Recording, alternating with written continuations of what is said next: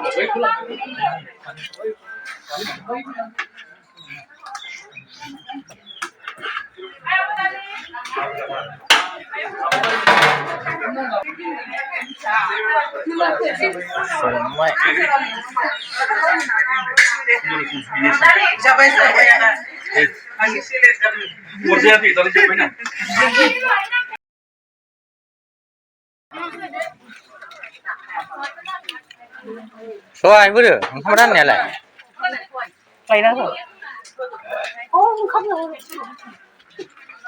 नै दाना मानसिफ्रा सिनि हाथा जाखायोलै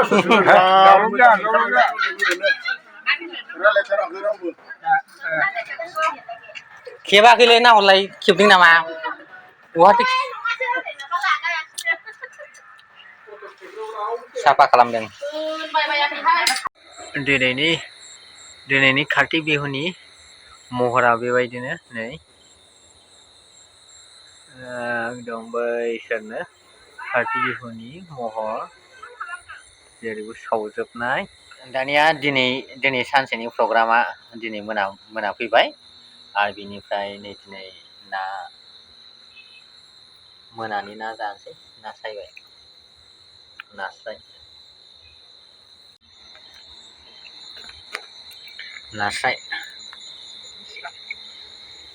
नास्राय निस्ला जानोसै।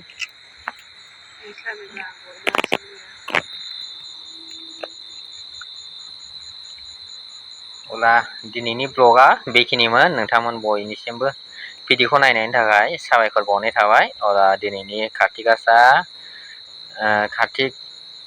बिहु आरो बेनिफ्राय दिनैनि श्राद्धनि ब्लगखौ बेखिनियावनो फोजोबबाय।